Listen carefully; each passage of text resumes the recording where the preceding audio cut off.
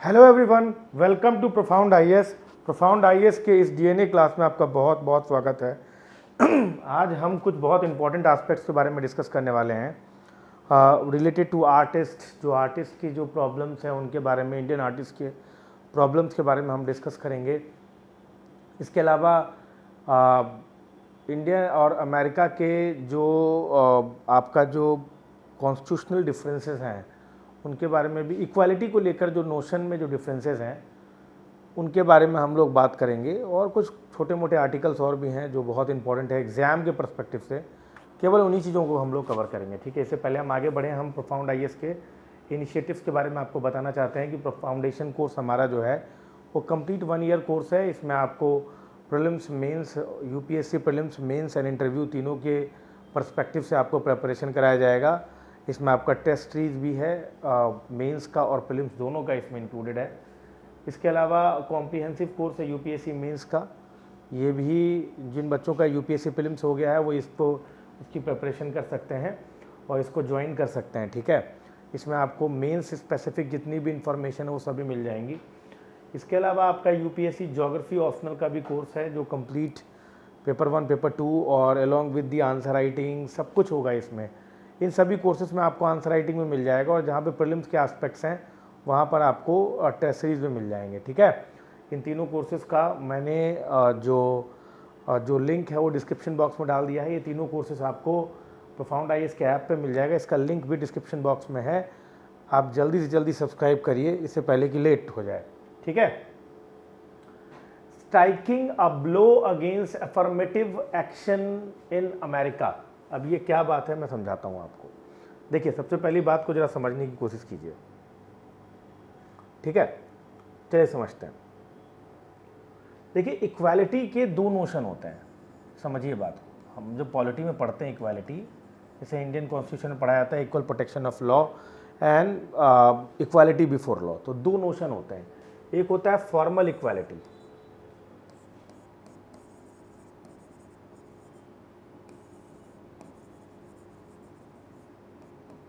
ठीक। Formal equality का मतलब होता है कि कंप्लीट इक्वालिटी, कंप्लीट इक्वालिटी। ये किसी भी तरह का डिफरेंसेस, डिस्टिंक्शन को बर्दाश्त नहीं किया जाएगा, यहाँ पर कंप्लीट इक्वालिटी मानी जाएगी यहाँ पर। ठीक है, एक होता है सब्सटेंटिव इक्वालिटी, सब्सटेंटिव इक्वालिटी। इसमें क्या होता है कि यहाँ पर आपको ऐसा नहीं है कि आपको कंप्लीट इक्वालिटी बोली जाएगी। इसमें अगर आप लाइकली प्लेस नहीं है, समझ मारा, तो आपके लिए एफर्मेटिव एक्शन किया जाएगा, एफर्मेटिव एक्शन लिया जाएगा, एफर्मेटिव एक्शन लिया जाएगा। ठीक है, अब इस आर्टिकल में इन्होंने यही बताने की कोशिश किया है कि जो यूएस में है वो सब्सटेंटिव इक्वालिटी है, यूनाइटेड स्टेट्स में, समझ में आ गया। और इंडिया के केस में जो है वो क्या है, वो एक मैंने यूएस के केस में सब्सटेंटिव बोल दिया, यूएस के केस में फॉर्मल इक्वालिटी है, इन्होंने ये कहा है।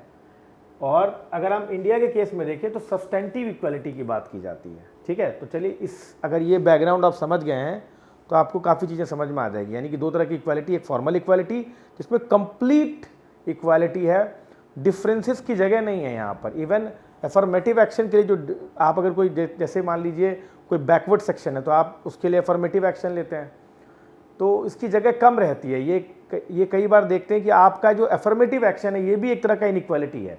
जो फॉर्मल इक्वालिटी वाले जो कॉन्स्टिट्यूशन होते हैं वो ये मानते हैं कि आप अगर कोई एफर्मेटिव एक्शन लेते हैं वो भी एक तरह का इनइक्वालिटी है, इसलिए कंप्लीट एब्सोल्यूट इक्वालिटी होनी चाहिए। वो फॉर्मल इक्वालिटी वाले नेशंस ये मानते हैं। और जो सब्सटेंटिव इक्वालिटी वाले मानते हैं कि भाई एफर्मेटिव एक्शन आप ले सकते हैं। एफर्मेटिव मतलब कोई गरीब है तो आप उस पर एक्स्ट्रा मेजर्स ले सकते हैं, जैसे हमारे यहाँ रिजर्वेशन दिया गया है कास्ट के बेसिस पर, ये एक सब्सटेंटिव इक्वालिटी की बात की जाती है। तो यहाँ पर क्या है, इंडिया में सब्सटेंटिव इक्वालिटी है और यूएस में फॉर्मल इक्वालिटी है। इसी के पर्सपेक्टिव से ये एडिटोरियल लिखा हुआ है, मैं समझाता हूँ क्या है मतलब। ये एक्चुअली हुआ ये कि देखिए क्या है ना कि यूएस की जितनी भी यूनिवर्सिटीज़ हैं, अब यूएस एक मेल्टिंग पॉट है, आपको पता है, उसमें बहुत तरह के रेस, बहुत तरह की कम्युनिटी के लोग रहते हैं। कुछ अफ्रीको अमेरिकन्स होते हैं, कुछ डिफरेंट डिफरेंट कंट्री से आए हुए हैं, कुछ यूरोप से आए हुए हैं, तो डिफरेंट रेस का वो मेल्टिंग पॉट आपको नज़र आता है। तो वहाँ की यूनिवर्सिटी में ये है कि आपका डाइवर्सिटी मेंटेन होना चाहिए। हर एक मतलब हर एक डाइवर्सिफाइड सेक्शन के स्टूडेंट्स जो हैं उस यूनिवर्सिटी में पढ़ना चाहिए, ताकि वो डाइवर्सिटी को आप जो है देख सके, समझ सके, और स्टूडेंट डाइवर्सिटी को समझ पाएँ। समझ में आ रहा है? ये किया जाता है। इसके लिए डिफरेंट डिफरेंट रेशियल ग्रुप्स को अफर्मेटिव एक्शन के तहत जो है कुछ मेजर्स, कुछ हेल्प प्रोवाइड किया जाता है ताकि इनका एडमिशन इस यूनिवर्सिटी में हो। अब हार्वर्ड भी जो है उसने भी इसी टाइप का अफर्मेटिव एक्शन लिया कि भाई डिफरेंट रेशियल ग्रुप्स के लिए अफर्मेटिव एक्शन, मतलब उनके एडमिशन के लिए उन्होंने एक्स्ट्रा मेजर्स लिए होंगे। अब इस चीज़ को जो यूनाइटेड स्टेट्स के जो सुप्रीम कोर्ट है उसने इस चीज़ को जो अनकॉन्स्टिट्यूशनल करार किया है। यूनाइटेड स्टेट्स के सुप्रीम कोर्ट ने ये कहा है कि जो रेस कॉन्शियस एडमिशन पॉलिसी है हार्वर्ड की और यूनिवर्सिटी ऑफ नॉर्थ कैरोलिना की, यूएनसी और हार्वर्ड की, ये दोनों अनकॉन्स्टिट्यूशनल है and violative to the equal protection clause of the 14th amendment. अब वहाँ की सुप्रीम कोर्ट ने कहा है कि ये जो हार्वर्ड और वहाँ की जो कैरोलिना यूनिवर्सिटीज़ जो एक्स्ट्रा मेजर्स ले रही हैं डिफरेंट रेशियल ग्रुप्स के एडमिशन के लिए, ये अनकॉन्स्टिट्यूशनल है। आपकी जानकारी के लिए बता दूं कि एक बड़ा लंबा समय रहा है अमेरिका में जिसमें रेसिज्म को लेकर जो है काफ़ी स्ट्रगल रहा है, सिविल वॉर हुआ है। अब्राहम लिंकन उसी समय के थे, उन्होंने सिविल वॉर में पार्टिसिपेट भी किया था। समझ में आपको पता हो कि मार्टिन लूथर किंग जूनियर जो थे उनका भी पार्टिसिपेशन इसमें बहुत रहा है, मार्टिन लूथर का। वहाँ पर क्या होता था कि जो सदर्न स्टेट्स थे वहाँ पर बेसिकली ब्लैक पॉपुलेशंस थी और नदर्न स्टेट्स में ज़्यादातर वाइट पॉपुलेशन थी। तो north state versus south state काफ़ी दिन तक सिविल वॉर चलता रहा, तो रेशियल हिस्ट्री रही है और रेशियल डिस्क्रिमिनेशन भी फेस किया अमेरिका ने। तो जो वहाँ की जो कॉन्स्टिट्यूशन है और वहाँ की जो सुप्रीम कोर्ट है और वहाँ का जो लॉ है, जो लीगल रिजीम है, वो रेसिज्म को लेकर बड़ा सेंसिटिव है। इस बात को ज़रा ध्यान दीजिएगा, समझ में आएगा कि नहीं? रेसिज्म को लेकर बहुत सेंसिटिव है वहाँ की जो सुप्रीम कोर्ट वगैरह है। ठीक, अब वहीं पर इसी चीज़ को देखते हुए वहाँ के सुप्रीम कोर्ट ने कहा कि भाई ये जो आपकी हार्वर्ड और नॉर्थ कैरोलिना यूनिवर्सिटी है ये एडमिशन नहीं ले सकती, एक्स्ट्रा मेजर्स या अफर्मेटिव एक्शन नहीं ले सकती इन रेसेस के लिए, क्योंकि ये एक तरह का रेशियल डिस्क्रिमिनेशन हो जाएगा। तो वहाँ चीफ जस्टिस जो जॉन रॉबर्ट्स थे जिन्होंने ये जजमेंट दिया, उन्होंने कहा कि eliminating racial discrimination means eliminating all of it. कहा है कि हम जो रेशियल डिस्क्रिमिनेशन की बात करते हैं कि हमें कोई रेशियल डिस्क्रिमिनेशन नहीं करना है, इसको हम एलिमिनेट करना चाहते हैं, इसका मतलब है कि किसी तरह का कोई डिफरेंस होना ही नहीं चाहिए, सब कुछ खत्म हो जाना चाहिए। ना ही उसके फेवर में कोई अफर्मेटिव एक्शन लिया जा सकता है, ना ही डिस्क्रिमिनेशन लिया जा सकता है, ये इन्होंने कहा। इन्होंने कहा रेस जो है एक historically been the factor to foster diversity in college admission रहा है। समझ में आ रहा? हार्वर्ड और कैरोलिना यूनिवर्सिटी ने इस काम को किया है। ठीक है, अब सुप्रीम कोर्ट ने चार ऐसे तो लॉजिक दिए हैं जिसके बेसिस पर इन्होंने कहा है, मतलब supreme court of the US ने ये 4 बेसिस दिए हैं जिसके बेसिस पर इन्होंने इस जजमेंट को ये जजमेंट दिया है, और उन्होंने 4 तर्क दिए हैं इसके पीछे। जो पहला मैंने यहाँ पे 1 2 3 4 करके लिखा है, तो पहला इन्होंने ये कहा है कि equal protection clause is colour blind. जो आप कहते हो ना इक्वल प्रोटेक्शन ऑफ लॉ, इसका मतलब ये होता है कि इक्विटी प्रिंसिपल होता है कि जो कमज़ोर है आप उसको उठाएं। अब इन्होंने कहा है कि ऐसा नहीं है कि अफर्मेटिव एक्शन आप नहीं ले सकते, आप लीजिए, पर that should not be on the basis of race. समझ में आ गया? क्योंकि रेस को हटाने का मतलब होता है कि कोई भी डिस्क्रिमिनेशन नहीं होना चाहिए, और it is a colour blind. तो इन्होंने बोला equal protection means identical treatment, colour blind नहीं होगा। Race based affirmative action contravenes this promise, का रेस से नहीं होगा। अगर आप रेस बेस्ड अफर्मेटिव एक्शन लेंगे तो वो कलर ब्लाइंड नहीं माना जाएगा, और इसके मतलब ये हुआ कि वही भी एक तरह का रेशियल डिस्क्रिमिनेशन हो जाएगा। तो पहली बात तो इन्होंने ये कह दिया। दूसरी बात इन्होंने ये कहा कि any such contravention should only be justified as a state is compelled with goal. इन्होंने कहा अगर स्टेट ये समझता है कि कोई अफर्मेटिव एक्शन से कुछ पॉजिटिव इंटरेस्ट या कोई गोल है उसको अचीव करना चाहता है, तभी ऐसे अफर्मेटिव एक्शन को अच्छा सही माना जाएगा। तीसरी बात इन्होंने ये कहा कि हर एक अफर्मेटिव एक्शन का अपना एक सनसेट क्लॉज होना चाहिए। ये बात इंडिया के केस में भी लागू होता है। समझ में आ रहा है कि नहीं? जो हम लोग रिजर्वेशन पॉलिसी करते हैं तो उसका एक सनसेट क्लॉज होना चाहिए, या किसी भी अफर्मेटिव एक्शन को आप एक सर्टेन पीरियड, टाइम पीरियड के लिए लगाएं, ये नहीं कि कंटिन्यूस चला जा रहा है, तो वो फिर सर जी वो एक नॉर्म बन जाता है, समझ रहे हो बात को। और चौथा चीज़ क्या है, अफर्मेटिव एक्शन जो होना चाहिए should not rely on racial stereotype और डिसएडवांटेज। उन्होंने कहा कि किसी भी तरह का जो अफर्मेटिव एक्शन है वो केवल रेस स्टीरियोटाइप पर नहीं हो सकता। तो इन्होंने इन 4 बेसिस पर इन्होंने ये जजमेंट दिया कि भाई ऐसा है, रिजर्वेशन ऐसा है कि आप रेस के बेसिस पर जो है आप अफर्मेटिव एक्शन नहीं ले सकते। इसी प्रकार हार्वर्ड और कैलिफोर्निया यूनिवर्सिटी में जो रेशियल अफर्मेटिव एक्शन लिया जा रहा है, जिसके थ्रू इनका एडमिशन कराया जा रहा है डिफरेंट रेसेस का, वो अनकॉन्स्टिट्यूशनल है, उसे आप बंद करें। ठीक, यहाँ तक बात है। अब ये क्या कह रहे हैं कि क्या इसी चीज़ को इंडिया में भी अप्लाई करना चाहिए रिजर्वेशन के केसेस में? क्या ये जजमेंट रिजर्वेशन के केसेस में भी अप्लाई होना चाहिए? कास्ट बेस हम रिजर्वेशन नहीं देना चाहिए हमें, उसका एक सनसेट क्लॉज होना चाहिए। क्या ये इंडिया के केस में भी अप्लाई होता है? क्योंकि ज़्यादातर कई बार यूएस के भी जजमेंट्स जो होते हैं वो कोट किए जाते हैं। तो अब इन्होंने कहा कि नहीं, ऐसा नहीं है। इंडिया और यूएस 2 डिफरेंट कंट्रीज़ हैं, समझ में आ रहा हो। इन दोनों के कॉन्स्टिट्यूशन में भी बहुत डिफरेंस है, स्पेशली अफर्मेटिव एक्शन में तो बहुत ही ज़्यादा डिफरेंस है।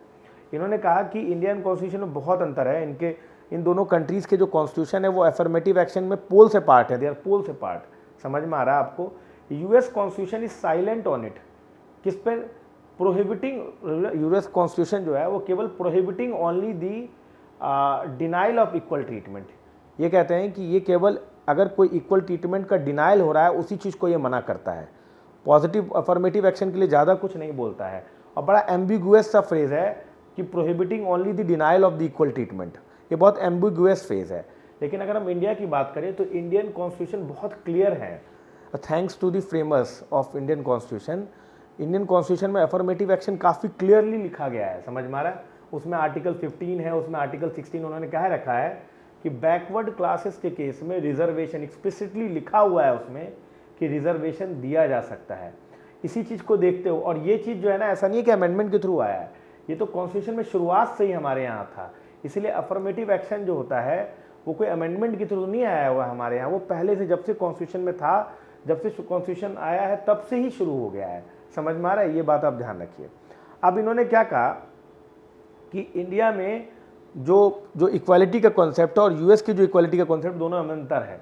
फॉर्मल और सब्सटेंशिव इक्वालिटी का अंतर है। अब जरा समझाते हैं इसमें क्या बोला है। इन्होंने बोला है कि यूएस जो है वो एलिमिनेट करता है all distinction based on race universally.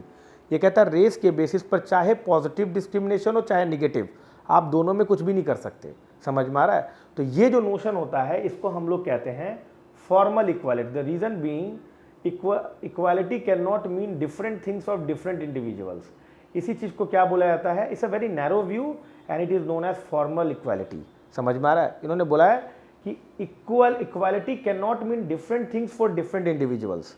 जैसे हमारे यहाँ है ना कि like should be treated a like should be treated a like. समझ में आ रहा है? तो यहाँ पर ऐसा नहीं है यूएस में। इसमें यूएस कहता है कि आप इक्वालिटी का मतलब नहीं होता है कि डिफरेंट लोगों को आप डिफरेंटली ट्रीट करें। इंडिया में है कि डिफरेंट लोगों को आप डिफरेंट ट्रीट करेंगे, लेकिन यूएस में नहीं है। डिफरेंट लोगों को आपको इक्वल ट्रीटमेंट करना पड़ेगा, ये चीज़ है। तो इसे हम लोग क्या बोलते हैं? Formal equality. इसे नैरो व्यू ऑफ इक्वालिटी बोलते हैं। समझ में आ रहा है? लेकिन वहीं पर अगर हम लोग इंडिया की बात करें तो इंडिया का बहुत ब्रॉड बेस्ड है। समझ में आ रहा है आपको? ये बहुत ब्रॉड बेस्ड है। तो नोशन ऑफ इक्वालिटी जो है वो यहाँ पर क्या है, यहाँ पर इन्होंने क्या कह रखा है कि भाई ऐसा है कि हमारे यहाँ जो है ये टेस्ट नहीं किया जाता कि रिजर्वेशन होगा या नहीं होगा। हमारे यहाँ जो टेस्ट किया जाता है वो ये कि किस सेक्शन को मिलेगा, किस बेसिस पर मिलेगा, कितना रिजर्वेशन मिलेगा। हमारे यहाँ रिजर्वेशन के जो 15 और 16 में लिखा हुआ है वो 2 बेसिस हैं रिजर्वेशन देने के। क्या बेसिस है?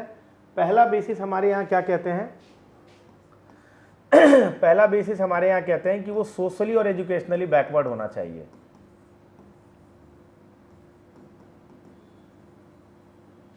बैकवर्ड होना चाहिए।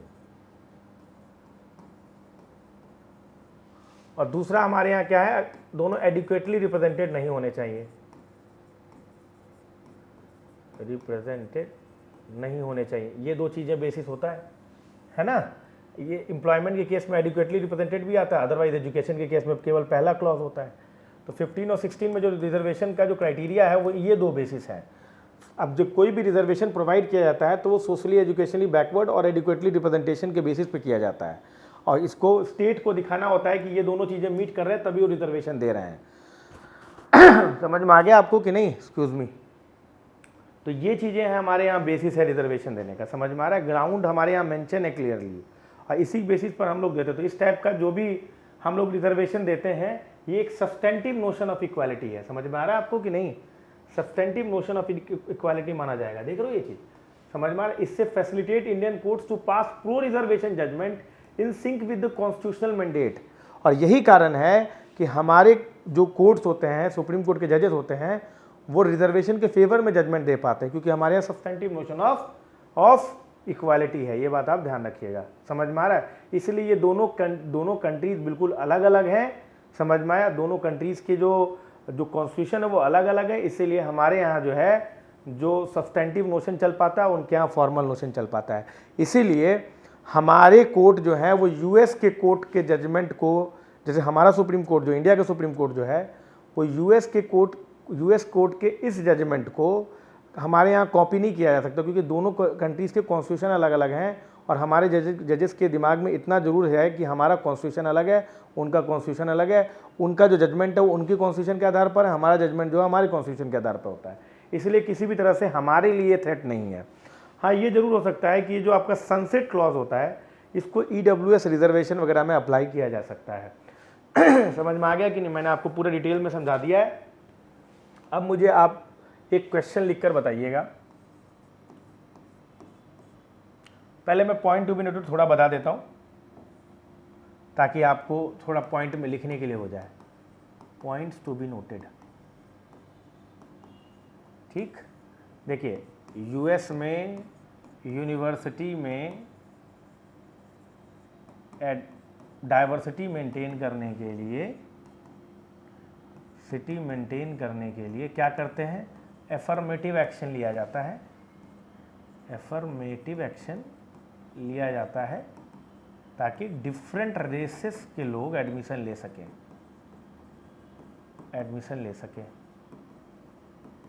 समझ रहे हो बात हो कि नहीं?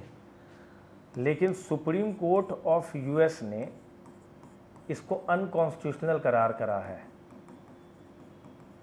वो ऐसा इसलिए करते हैं क्योंकि they believe in the formal equality when it comes to race.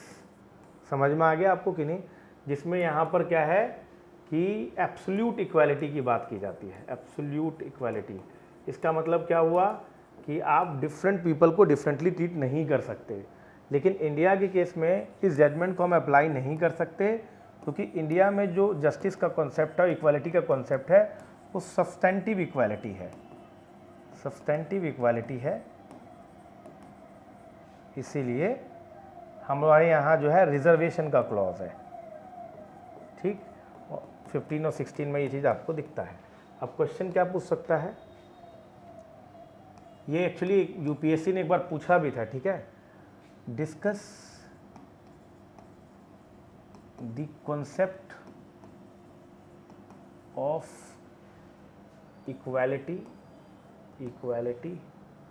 Between in US and India, ठीक है? ठीक है। डिस्कस ऑल्सो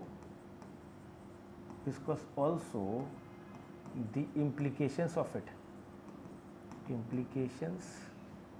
ठीक है, and origin of it 250 words 15 marks, ठीक? चलिए आगे बढ़ते हैं।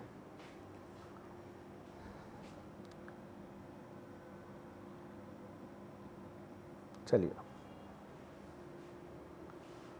अच्छा, choose a new palette for India's creative economy. अब ये क्या मतलब है समझिए। देखिए, इन्होंने क्या कहा है कि किसी भी कंट्री के लिए सॉफ्ट पावर बहुत इंपॉर्टेंट होता है। सॉफ्ट पावर क्या होता है? Movies, artist. ये जब एक कंट्री से दूसरे कंट्री जाते हैं तो एक सॉफ्ट पावर बिल्डअप होता है, ठीक है? हमारी मूवीज़ जो है वो डिफरेंट कंट्रीज़ में, बॉलीवुड की मूवीज़ कई जगह पे देखी जाती है, हॉलीवुड की मूवीज़ कई जगह पे देखी जाती है। तो ये जो है एक ये जो है एक सॉफ्ट पावर की तरह काम करता है और एक गुडविल जनरेट करता है अक्रॉस द वर्ल्ड, ठीक है। लेकिन ऐसा होने के लिए बहुत ज़रूरी है कि आप आर्टिस्ट को प्रमोट करें। समझ में आ रहा है? इस आर्टिकल में इसी के बारे में लिखा गया है कि India soft power by creating ecosystem of innovation, समझ में, प्रोवाइडिंग गाइडेंस, टेक्निकल सपोर्ट से हम बढ़ा सकते हैं। इसके लिए हमें क्या करना पड़ेगा, हमें जो है आर्टिस्ट को सपोर्ट करना पड़ेगा हर हाल में। और what are the challenges in status of artist, India में क्या चैलेंजेस हैं? देखिए देयर आर मल्टीपल चैलेंजेस। सबसे पहला चैलेंजेस जो है इकोनॉमिक सस्टेनेबिलिटी को लेकर है कि उन्हें जॉब कैसे मिलेगा, समझ में आ रहा है। दूसरा है उनके पास कि उनके टैलेंट का मार्केट एक्सेस कैसे होगा, उनके जो ट्रेडिशनल जो क्राफ्ट्स हैं, ट्रेडिशनल जो कल्चर है, उसको कैसे प्रोटेक्ट किया जाएगा। क्योंकि धीमे धीमे जब ग्लोबलाइजेशन बढ़ता है, कंट्रीज़ कनेक्ट होती हैं, तो कई बार ट्रेडिशनल कल्चर इरोड हो जाता है, तो उसे हमें कैसे प्रोटेक्ट करके रखना है, समझ रहे हो बात में। उनको ट्रेनिंग कैसे मिलनी है, उनको फाइनेंशियल असिस्टेंस कैसे देना है, ये सारी बातें ये आपको ध्यान में रखना पड़ेगा, समझ में आ रहा है। सबसे बड़ा चैलेंज है कि selection of artist for financial assistance. बिना फाइनेंशियल असिस्टेंस के कोई भी आर्टिस्ट आगे नहीं बढ़ सकता, पर किसको हमें फाइनेंशियल असिस्टेंस देना है, ये एक दूसरा बड़ा चैलेंज है। अभी देखिए क्या होता है ना कि ज़्यादातर उन आर्टिस्ट को फाइनेंशियल असिस्टेंस मिल जाता है जो अर्बन एरियाज़ में रहते हैं। और आपने गौर किया होगा कि जो रूरल एरियाज़ वाले जो आपके आर्टिस्ट होते हैं, वो अक्सर जो है इस टाइप के फाइनेंशियल असिस्टेंस से मतलब कि अछूते रह जाते हैं। तो financial assistance is the most important, ठीक है। Talented artist, particularly those artist outside the city, समझ में आ रहा है, outside the city unable to gain the sponsored platform, उन्हें प्लेटफॉर्म भी नहीं मिल पाता है, ठीक। ये एक बड़ी बात है, ठीक। एक और जो बहुत इम्पॉर्टेंट आस्पेक्ट है जो आर्टिस्ट के लिए है, वो है उनका क्राइम। अच्छा, आर्टिस्ट के लिए क्राइम क्या है? अगर उन्होंने कुछ भी ऐसा बनाया, गाना बनाया या कोई आर्टिस्टिक वर्क किया, उसका इन्फ्रिंजमेंट हो जाए, कॉपीराइट इन्फ्रिंजमेंट हो जाए, कॉपीराइट इन्फ्रिंजमेंट हो जाए, ठीक है, ये बात ध्यान रखिए। फॉर्जरी हो जाए, प्लेजरिज्म हो जाए, को उनका कॉपी करके अपना गाना बना ले, समझ लो, तो दीज आर ऑल क्राइम, ठीक है। तो इनको क्या हमें करने की ज़रूरत है मैडम? तो इसका करने की ज़रूरत है कि सिक्योरिटी मेजर्स लेने की ज़रूरत है, इंटरनेशनल कोऑपरेशन, पब्लिक अवेयरनेस। भाई साहब, जैसे कई बार आपने देखा हो कोई मूवी आती है और उसका मतलब उसका जो है डुप्लीकेट वर्जन आ जाता है, या फिर थोड़ा सा ख़राब फॉर्मेट में उसी का जो है आपको पायरेसी आ जाता है, तो वो कहीं ना कहीं डिस्करेज करता है इनोवेशन को। और आर्टिस्ट के लिए बहुत बड़ा क्राइम है, इसे हर तरीके से आपको टैकल करना पड़ेगा, समझ में आ रहा है आपको, ये ध्यान रखिएगा। इसके अलावा डिसमिनेशन अबाउट द डिसइंफॉर्मेशन, जो ये डिसइंफॉर्मेशन फैलता है कल्चर को लेकर, ये भी आर्टिस्ट के लिए गड़बड़ है। अगर ये कल्चर को लेकर डिसइंफॉर्मेशन फैलेगा तो कोई भी उस आर्टिस्टिक वर्क को देख ही नहीं पाएगा जो उस कल्चर से एसोसिएटेड है। तो ये एक इंपॉर्टेंट एस्पेक्ट है जिसे ध्यान में रखने की ज़रूरत है, ठीक है। इसके अलावा हमें नीड्स ऑफ आर्टिस्ट को भी समझने की ज़रूरत है कि उन्हें ट्रेनिंग की आवश्यकता है, प्रोफेशनल डेवलपमेंट हो, मार्केट एक्सेस हो, पार्टिसिपेशन ऑफ लार्जर कम्युनिटीज़ हो, नेटवर्क हो, समझ रहे हो बात हो कि नहीं, ये चीज़ ध्यान रखिए। आज के इस सोशल मीडिया के इस एरा में काफ़ी चेंजेस आए हैं, ऐसा नहीं है कि हमने काफ़ी चेंजेस नहीं किए हैं। उनको एक ऑल्टरनेट प्लेटफॉर्म मिला है, जैसे यूट्यूब हो गया या फिर डिफरेंट ट्विटर हो गया, इंस्टाग्राम हो गया। पर एक बात और ध्यान रखना है कि केवल इनसे नहीं होगा, आपको एक प्रॉपर प्लेटफॉर्म प्रोवाइड करना पड़ेगा, क्योंकि आर्टिस्ट बिना प्लेटफॉर्म के कभी भी अपने फुल पोटेंशियल को अचीव कर ही नहीं सकता है, समझ में आ रहा है। इसके लिए हमें क्या करना चाहिए, सेंटर को एक प्लेटफॉर्म प्रोवाइड करना चाहिए for the artist, and eight the same time sustainable livelihood solution provide करना चाहिए आर्टिस्ट को, समझ में आ रहा है, ये चीज़ ध्यान रखिएगा। लेटेस्ट ICT बेस्ड टेक्नोलॉजीज़ जो हैं वो रियली हेल्पफुल हैं फॉर फर्दर जो असिस्टेंस, उनका कैपेसिटी बिल्डिंग, ये सब बहुत ज़रूरी है, समझ में आ रहा है कि नहीं। तो इसमें कौन कौन से पॉइंट्स हैं जिसे हम लोग नोट डाउन कर सकते हैं, पॉइंट टू बी नोटेड। तो आर्टिस्ट के लिए क्या क्या इम्पोर्टेंट है? आर्टिस्ट के लिए फाइनेंशियल असिस्टेंस इम्पोर्टेंट है। ये अक्सर अर्बन एरियाज तक ही कॉन्सेंट्रेट रह जाता है, समझ में आ रहा है कि नहीं। दूसरा, उनके लिए लाइवलीहुड इम्पॉर्टेंट है, कैपेसिटी इम्पॉर्टेंट है, कैपेसिटी बिल्डिंग इम्पॉर्टेंट है, प्लेटफॉर्म इम्पॉर्टेंट है, क्राइम फ्री स्टेट इम्पॉर्टेंट है। क्राइम का मतलब क्या हुआ कि कोई कॉपीराइट इन्फ्रिंजमेंट ना हो, ये सब चीज़ें आर्टिस्ट के लिए बहुत इंपॉर्टेंट है। समझ में आ गया कि नहीं? चलिए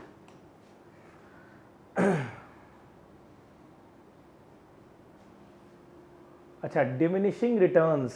अभी क्या हुआ है ना कि एससीओ का जो चेयर है वो इंडिया ने किया है वर्चुअली, है ना। तो अब इसमें क्या है कि एससीओ मतलब इंडिया पहले शंघाई कॉरपोरेशन ऑर्गेनाइजेशन जो था उसमें पहले 5 मेंबर थे, बाद में 2017 में इंडिया पाकिस्तान को भी जोड़ा गया, ठीक है। अब टोटल मिला के 8 मेंबर्स हो गए, ठीक। अभी क्या है कि अगर हम एससीओ की बात करें तो वो ग्लोबल जीडीपी का 1/3 यानी 33% जीडीपी है। मतलब टोटल क्यूमुलेटिवली अगर हम एससीओ को देखें तो उसके टोटल कंट्री का जो जीडीपी है वो 1/3 of the world global GDP है। उसमें ग्लोबल ट्रेड अगर बात करें तो 25% है। अगर हम लोग बात करें माफ़ करें 20% है।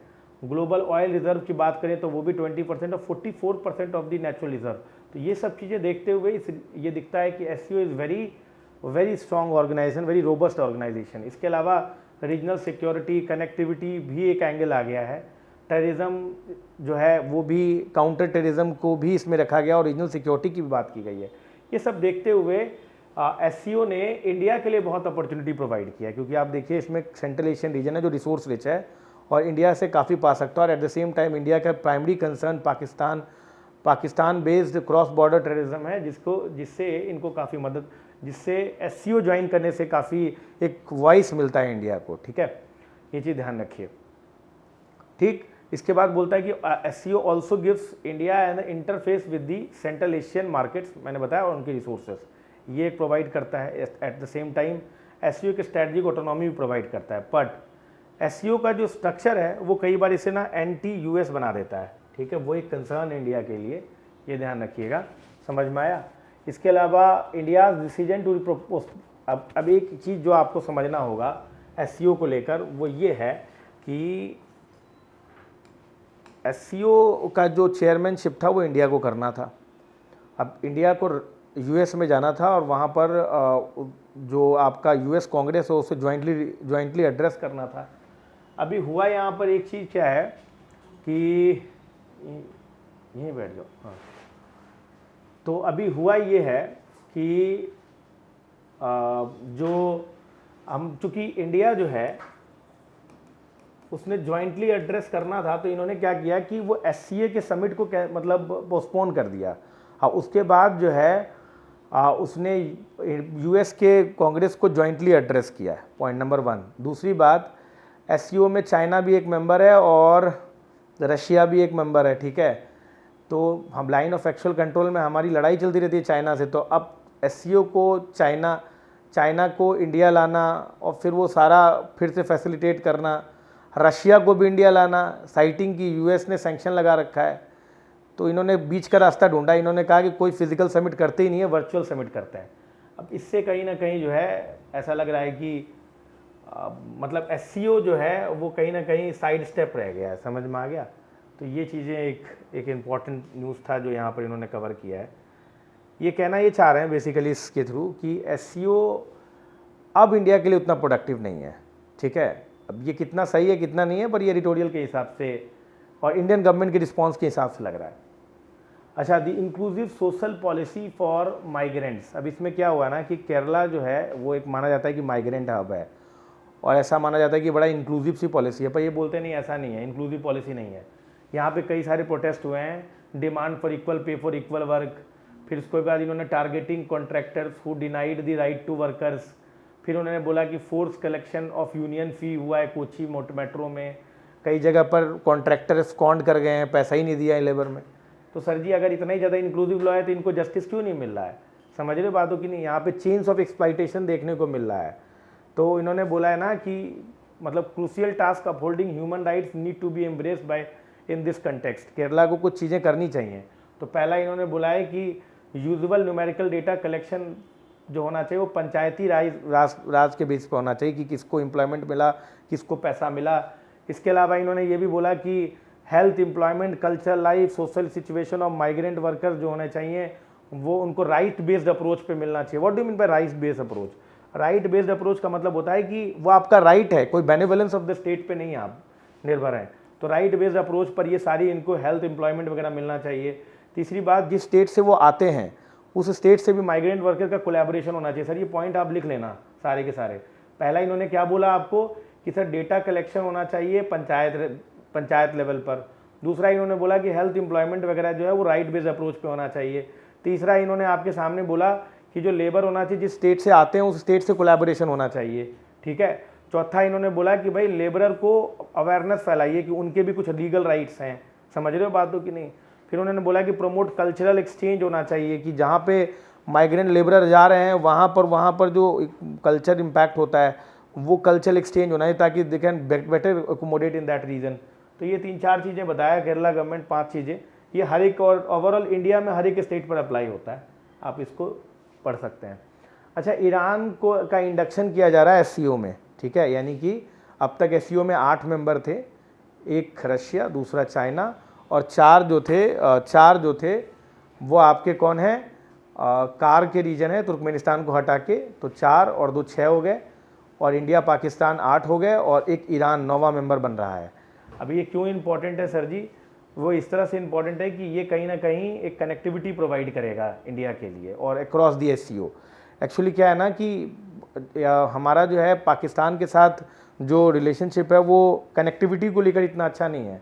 We can not directly connect with the Afghanistan और एनी अदर उज्बेकिस्तान रीजन और the central Asian region through land route. तो हमारे लिए ईरान जो होता है वो चाबहार पोर्ट के पर्सपेक्टिव से भी इम्पॉर्टेंट है, ताकि वो हमें एक ऑल्टरनेट रूट प्रोवाइड करता है कैस्पियन सी और द सेंट्रल एशियन रीजन, और वो इंटरनेशनल नॉर्थ और साउथ कॉरिडोर भी प्रोवाइड करता है। इन दैट एस्पेक्ट ईरान का इंग्रेस एससीओ के लिए एक कनेक्टिविटी प्रोजेक्ट क्रिएट करेगा, और एससीओ के ऑब्जेक्टिव में एक नई चीज़ ले आएगा कि ग्लोबल कनेक्टिविटी इन्हांस करेगा। अगर एससीओ के ओरिजिन की बात करें तो एससीओ का ओरिजिन जो हुआ था वो 1995-96 में सांघाई 5 के नाम से हुआ था, चाइना लेड इनिशिएटिव के थ्रू। चाइना चाहती थी कि जो सेंट्रल एशियन रीजन है, जो न्यूली इंडिपेंडेंट हुए हैं, उनके रिसोर्सेज को केटर करें, तो उन्होंने अपने बाउंड्री डिस्प्यूट को रिजॉल्व किया और सांघाई 5 नाम का एक ऑर्गेनाइजेशन बनाया। बाद में 2001 में उज्बेकिस्तान जुड़कर उसे एससीओ नाम दे दिया गया, जो कि टोटल कंट्रीज हो गई इसमें 6, ठीक है। 2017 में इंडिया पाकिस्तान जुड़ी तो टोटल हो गए 8, और अब 2023 में ईरान जुड़कर तो ये टोटल 9 कंट्रीज हो गई हैं, ठीक है। तो बेल्ट, तो उस पर्सपेक्टिव से ये इंपॉर्टेंट है, ठीक है, ईरान का इंग्रेस ट्रांसपोर्टेशन के पर्सपेक्टिव से, ठीक है, ये ध्यान। लेकिन एक इसके काउंटर आर्गूमेंट भी है कि अगर ईरान वगैरह भी आ जाता है, और वैसे भी जो यूएस और जो वेस्टर्न यूरोपियन कंट्रीज़ है वो इसे एंटी नाटो देखती है, ठीक है, इस रीजनल कोऑपरेशन, क्योंकि इसमें चाइना भी है, रशिया भी है ना, तो इसे एंटी नाटो देखती है। तो ये एक तरह का समझ लीजिए कि एक तरह का रिफ्ट क्रिएट कर सकता है इंडिया और आपका व्हाट यू से इंडिया और यूएस के बीच में, ठीक है। और ईरान का आना ये रिफ्ट और बढ़ा देगा। रीज़न क्योंकि जो काटसा एक्ट के तहत ईरान पर जो है यूएस ने जो है सैंक्शंस इम्पोज कर रखे हैं, ठीक है। तो इस वजह से जो है ईरान का इंग्रेस जो है वो यूएस के लिए अच्छा नहीं जा सकता है, ठीक, और एससीओ के लिए प्रॉब्लम हो सकते हैं। लेकिन there are 2 major countries, China and Russia, definitely they are going to counter balance और balance the apprehensions of the US. In that perspective, ingress of Iran is better for SCO, क्योंकि उससे क्या होगा, मोर connectivity होगी। और आपको पता है कि जो भी कनेक्टिविटी ग्लोबल साउथ में होता है ना, वो अक्रॉस द वर्ल्ड एक बैलेंस क्रिएट करता है, ठीक है। अच्छा, cabinet gets nod to data protection bill. Data protection bill में नोट मिला है। डेटा प्रोटेक्शन बिल करता क्या भाई, डेटा प्रोटेक्शन ऐसा है कि जो डोमेस्टिक कंट्रीज़ के जितने भी डेटा जो फॉर्म होते हैं थ्रू इंटरनेट और मोबाइल डेटा से, उनका प्रोटेक्शन बहुत ज़रूरी है, और उनके डेटा का जो यूज़ है वो उन जो डोमेस्टिक रेसिडेंट्स हैं उनके कंसेंट के आधार पे ही होना चाहिए। अगर ऐसा नहीं होता है तो that will be treated as an abuse, और आप पर पेनल्टी लगाई जा सकती है अगर आपने बिना कंसेंट के उस डेटा का यूज़ किया तो। इसी के लिए श्री हरि कृष्णा कमेटी ने भी रिकमेंड किया था, और फाइनली ये डेटा प्रोटेक्शन बिल जो है वो आया है। ये कहीं ना कहीं ईयू लॉ से इन कंसोनेंस है, वहाँ पर भी ये ऐसे लॉज हैं, और जैसे कि ईयू लॉ में 23 ऐसे सर्कमस्टांसेस से जहाँ पर डेटा का बिना कंसेंट के यूज़ कर सकती है स्टेट, वैसे ही वो सेम छाप दिया गया है यहाँ पर वो 23 कंडीशंस को। समझ में आ गया, वही होगा नेशनल सिक्योरिटी वगैरह से। अच्छा, आरटीआई एक्ट ने कहा है कि ये कहीं ना कहीं हमारे पावर को ले रहे हैं, क्योंकि हमें इन्फॉर्मेशन नहीं मिलेगा फलाना ढिमाका। तो वही चीज़ें हैं यहाँ पर। फिलहाल आपकी जानकारी के लिए बता दें कि डेटा प्रोटेक्शन बिल आपको क्या है कि बिना कंसेंट के यूज़र के आप डेटा नहीं कर सकते, लोकली प्रोसेस करना है आपको डेटा को, और अगर आप ब्रीच करते हैं तो 250 करोड़ से लेके 500 करोड़ तक का फाइन लग सकता है आपके ऊपर। ये ध्यान रखिएगा सर। बहुत जिस तरह से हम लोग डेटा का एप्लीकेशन बढ़ रहा है, ये समय सही है कि ये बिल आ जाना चाहिए, ठीक है। इसके अलावा चंद्रयान 3 जो है ये जुलाई 12 से 19 के बीच में लॉन्च किया जाएगा। इन्होंने सेम रोवर और सेम लैंडर का इस्तेमाल किया है, सेम सॉफ्ट लैंडिंग करनी है।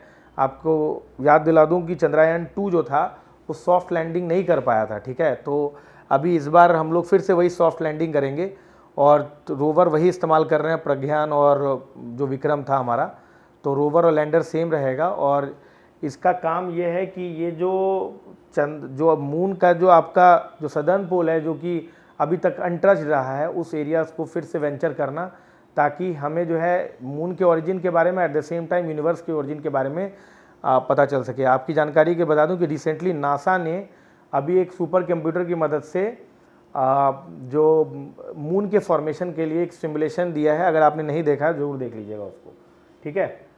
This is all for today.